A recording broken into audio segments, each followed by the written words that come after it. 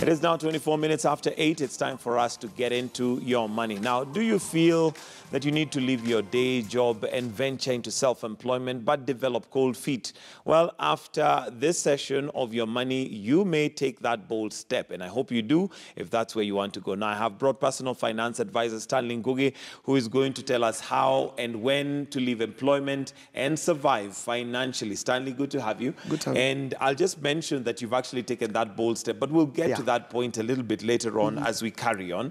But first of all, is everybody cut out to leave employment and possibly get into self-employment or running a business? My answer will surprise you. I don't think everyone is cut out for entrepreneurship, and I don't think, therefore, everyone is cut out for employment. You must, over time, figure out which one you are better suited for, and then you stick to that lane. If it is careers, then start figuring out, what's the best way to get career success. If it is entrepreneurship, take the move and figure out what's the best entrepreneurship. How do I know if I'm cut out for entrepreneurship? Because at the end of the day, bottom line, and I don't know, maybe you might disqualify that. Bottom line is I want to make money. Yes. If I'm employed, I'm there to make money. If I am going into business, it is all about money. Is it all about money? No, it is not all about money. Actually, what it comes down to is, do you want to make something for yourself, or do you prefer to work as part of a bigger team and part of a, like a group team and working together? So it's not about necessarily the money. It's about maybe how you make it and your desire to build something that is uniquely yours. So for people who are feeling like, I want to contribute to a broader team, and I like working for this company and I really enjoy it, employment is good for you. You will make the money. If you are feeling like, I want to build something and I want to start something, there are a group of people who are really passionate about building things and starting things. So those are the people who, now find themselves naturally drawn to entrepreneurship. Yes. Is there a way that I can check, and this is self-check, what I'm cut out for? And I ask this because you'll find there are people who normally are very good with, they're loyal to companies. They're very good at following instructions. There are others you'll find sometimes might be viewed as problematic within a corporate environment, but maybe they're not really problematic. It's because their brains are wired differently. They're just wired differently, and and you spoke about how to find out. Look at, are you a self-starter? Even as you are in employment, are you always trying to start things, new initiatives? You're always introducing new ideas, and you have new ideas about how things should be run, and you want to try it out for yourself. That's a very good hint as to employment. But if you're one of those people that prefers a lot more structure, a lot more direction, perhaps then employment is the way for you. Okay. So there are those who most entrepreneurs, not all of them, but most of them start maybe from a point of employment and maybe over time develop and now begin their businesses. Maybe guide us through how to identify this is the right time to make that move. I don't know whether there's a right time. I think that there are so many people out there who are waiting for the right or for the perfect time.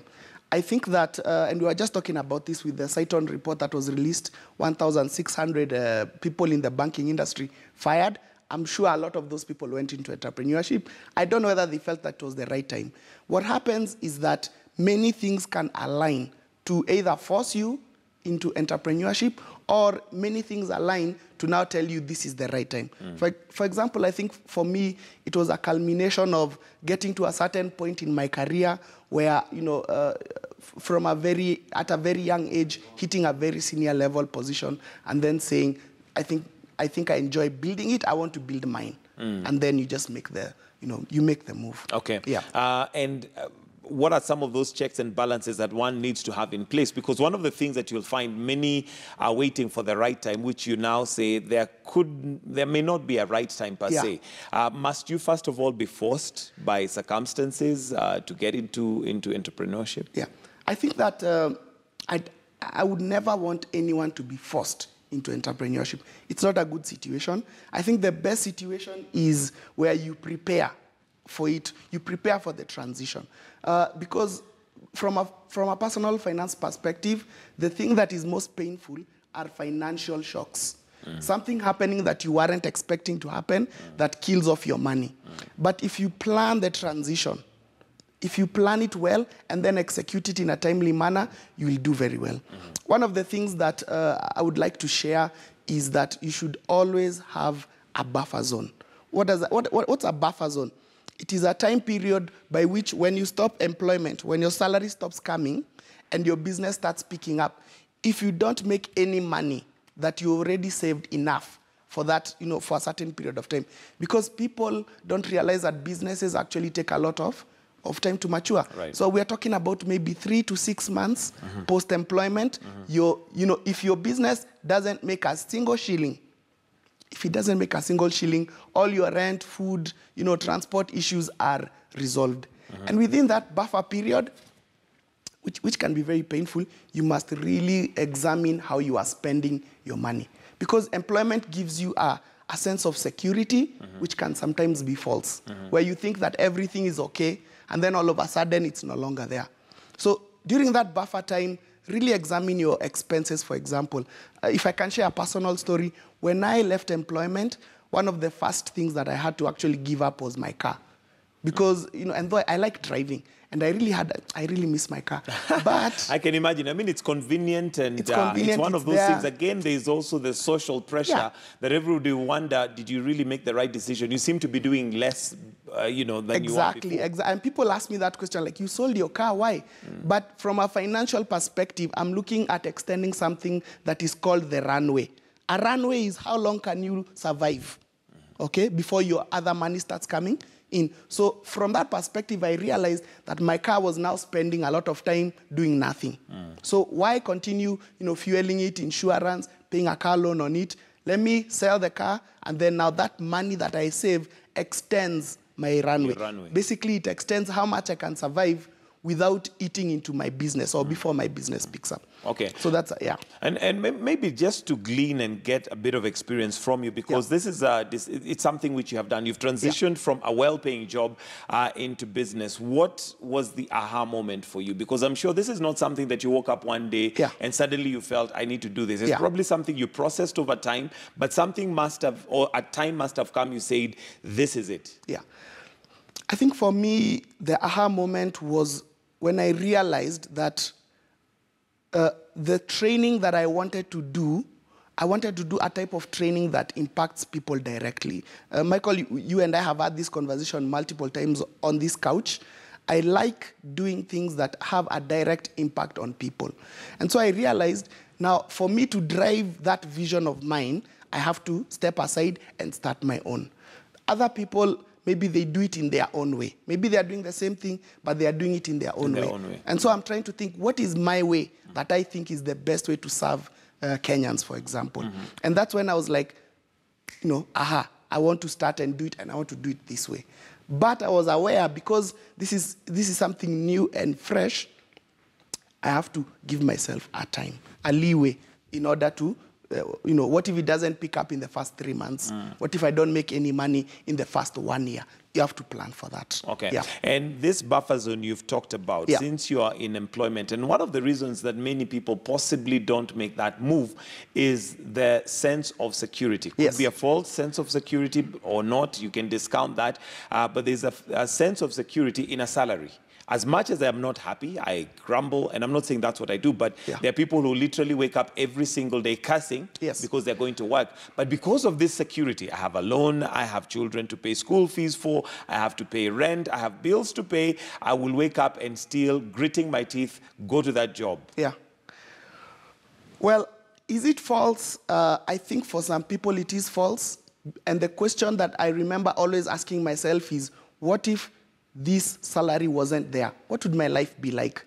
That kind of led me to kind of wake up to the reality.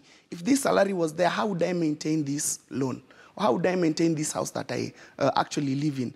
And so if you are living in a situation where you're thinking it could be false, I was talking to my brother the other day, he was calling it the golden handcuffs. Okay, they feel very nice on you, but they're still handcuffs. Correct. Ask yourself, what if I didn't have this salary? What if my boss or my employer woke up and said, it's been real kwaheri. As a matter of fact, and I mean, let's face it, call a spade a spade. Yeah. With corporate organizations, there comes a time where they could do that. It happens. It is so real. I was just talking to a very close friend of mine, and they were telling me it happened to them just like that. In the morning you went into work, in the evening you are told just a kwaheri. What do you do? So those are the type of things that kind of were part of my decision making as well. I want something where not only I can build in my own image, but also something that I have a bit more control over. So my earning power is now in my control. Your hands. Yes. Okay. Yeah. In fact, somebody and once... that can be a good thing or a bad thing. Yes. In fact, what they normally say is that you fire your boss instead of your boss firing you. So you fired your boss and decided to become your own boss. But now, question. Yeah. What is it that I need to have in place before I make that decision? Because again, it's not something that you want to do with the whims. Just wake up one day and decide that, I'm out. Yes. So in addition to the buffer zone, okay? And here we are talking about maybe 6 months income. If 6 months worth of savings that you can live on, that's the first thing. The second thing is a clear idea of what it is that you're going to do in terms of entrepreneurship and business. And I want people to have studied the business they are going to get into. Even if you haven't done it, I want you to be like an expert in it already based on what you've read, what you've researched, so that as you're going in, you understand what is the building phase of this business going to be like. Because the initial weeks and months will be about building this business, building yourself. Because people will have known you as working for this company. Correct. And now you have to build this other brand and this other company. So that's the second thing. The third thing is your networks. If there's anything that has become even more important now than ever, it is my networks. And unfortunately, those networks, or rather, let me say, fortunately for me, I've been conscious about building my networks over a long period of time. So these are the people you're going to call on, and these are the people that you worked with in the past. They know you. You can tell them, I've started this business. Do you mind supporting me? There's already a certain amount of trust that has been built. Exactly. They'll trust you, even if... And this is an interesting thing when you're starting a business or when you're transitioning out. People initially are buying you, not the business. They don't know the business, but they are buying you and what you have to offer. Elaborate that. For example, as I am launching a new business, people don't know it, but they know Stanley. So people who know... it's you they trust. It's me they trust. And over time, the trust in me will pour into the trust into the business. And then that trust of the business will one day, and I hope this will happen for me, the trust in the business will become even bigger than the trust in Stanley as a person. And so that trust is really coming from my personal networks. People who have worked with me, they know what I do, they know the type of training I offer. And for now, sometimes they don't even know the company. But they know Stanley, and that's who they are buying. Yes. So networks are important. Yeah. What about you've talked about 6 months worth of finances in place? Then how do I go about testing, or is there a way of knowing that my business could succeed or not succeed? I always say that businesses reveal themselves to you as you are doing them. So businesses are living organisms. You may think that as you're going into your business, it's going to work out in this line. But then as you're doing it, you realize that you have to adjust and change. So the only way to test your business is by actually doing it, and then be very intentional about collecting feedback. Is the name working for people? Is the way I price working for people? Is my customer service good or is it bad? And then you just continually change. So testing in business happens when you're in business. To be honest, one of the things that I wish for Kenyans is that their own business would actually poach them from their current employment. What is poaching? Poaching is when another business sees the way you are doing your work somewhere else and it steals you. If you can be poached by your own business, it's very amazing. Because what happens is that maybe you've built your business up as a side hustle. And I don't want to lie, a lot of Kenyans have side hustles. So if you can build up your side hustle with the potential or with the ability or with the vision of having that side hustle, grow enough while you're still in employment to actually, pick you from your current employment and continue to pay you at least some salary, that would be a very good situation. It doesn't always happen for people. Sometimes you have to take a pay cut. I have to be honest, I had to take a big pay cut to get into entrepreneurship. But I'm willing to do that for the broader vision. Yes. Roughly how long, if at all, there is time that can be given, should one expect for their business to actually begin making money? Because I've had many people say, I've read books, and it looks like it is almost impossible, if not impossible, to get into a business and it starts paying you immediately. The books, let's start with the books. The books say that on average, it takes a business about 2 years to break even. Not to make profit. To break even. Just to break even, okay? But having said that, I want to say this. It really depends on the nature of the entrepreneur themselves. How hungry are you? How hungry are you to break even and to get into profit? Because if you get into entrepreneurship and you're just relaxing in the house in the name of being self-employed, then you're not going to go very far. But if you're strategic and you're out there hustling, in the knowledge that your buffer zone, though it is there, could run out and is running out. Remember we spoke about the runway? The runway, if you're on a plane, it constantly shortens, isn't it? So what you have to do is to be very hungry to get your business off the ground.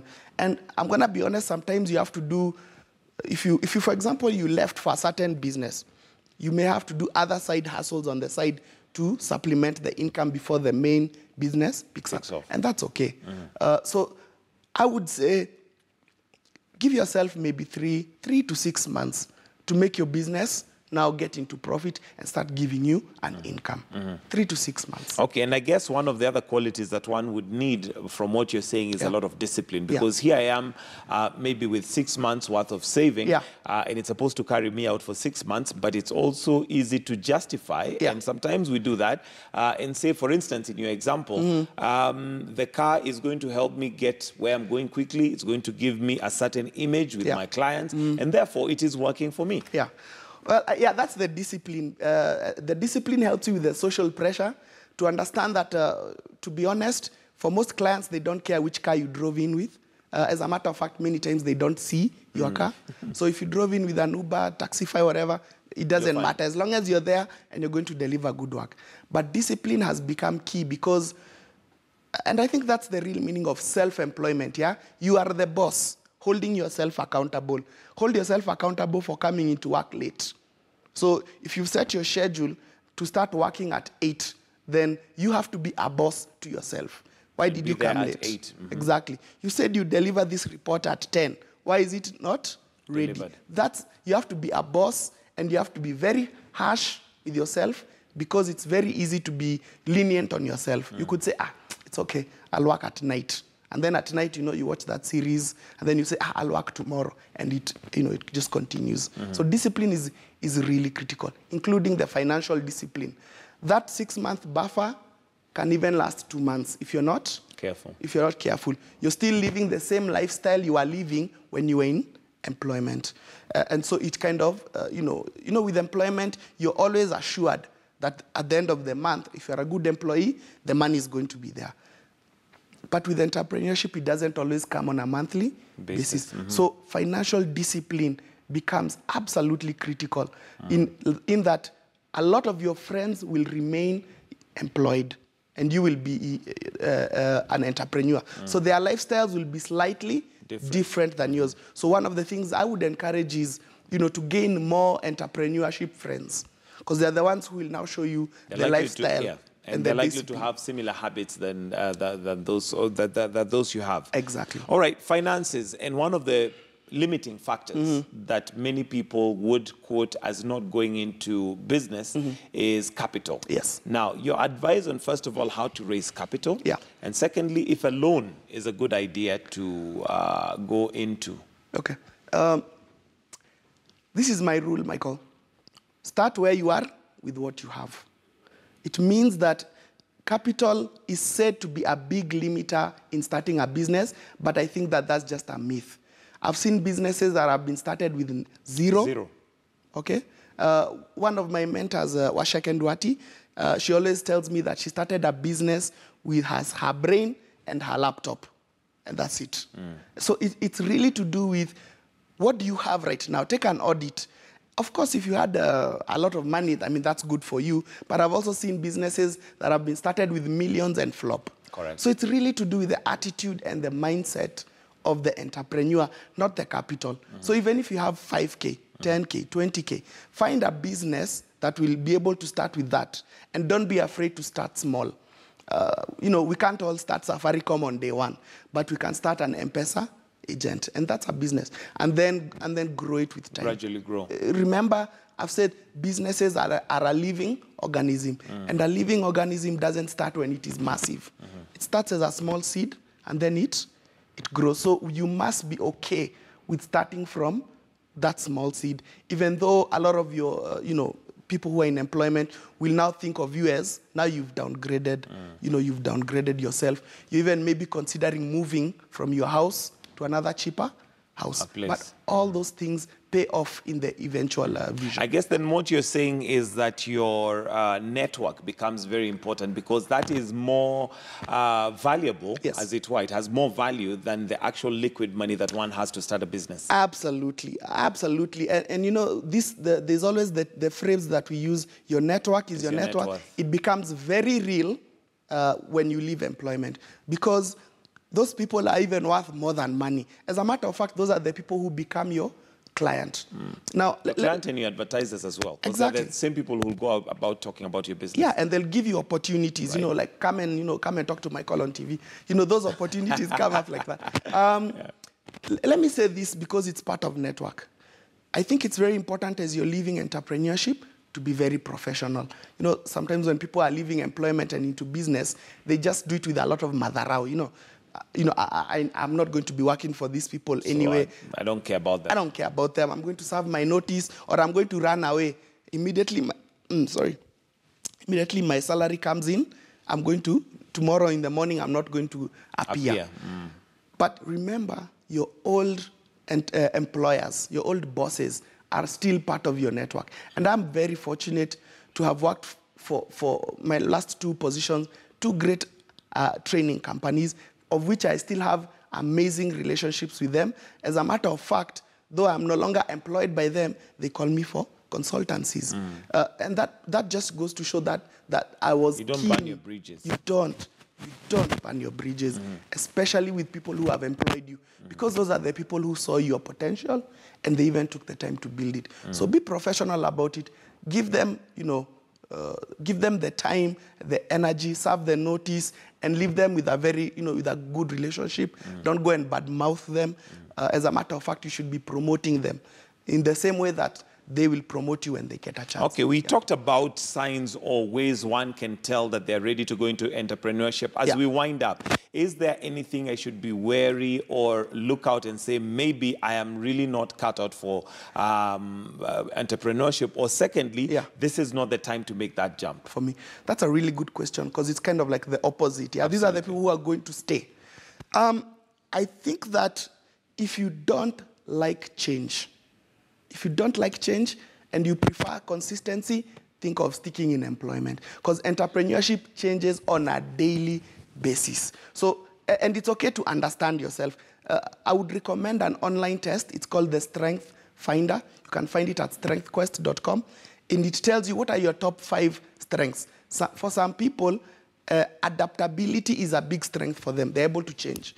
For some other people, they prefer structure. That's their strength. They prefer, I know what's going to happen. I know what I'm supposed to do. So that's a big sign that, maybe you should stay in employment. Or if you are that way, you can say, let me find a partner who is adaptable, and we can complement one another. Okay?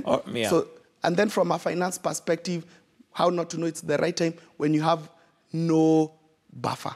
You've not prepared yourself, and you're imagining that, I'll leave employment on Friday, and on Monday my business will be making money. That rarely happens. That doesn't happen. Yes. And it's not a safe way to go. We're out of time, Stanley. Always a pleasure to have you right here on Morning Express talking about your money, and we wish you all the best in your venture. And don't forget, when you started small, where you started. So it is now 12 minutes to 9 and time for us to wind up the show. Morning Express ends here. But KT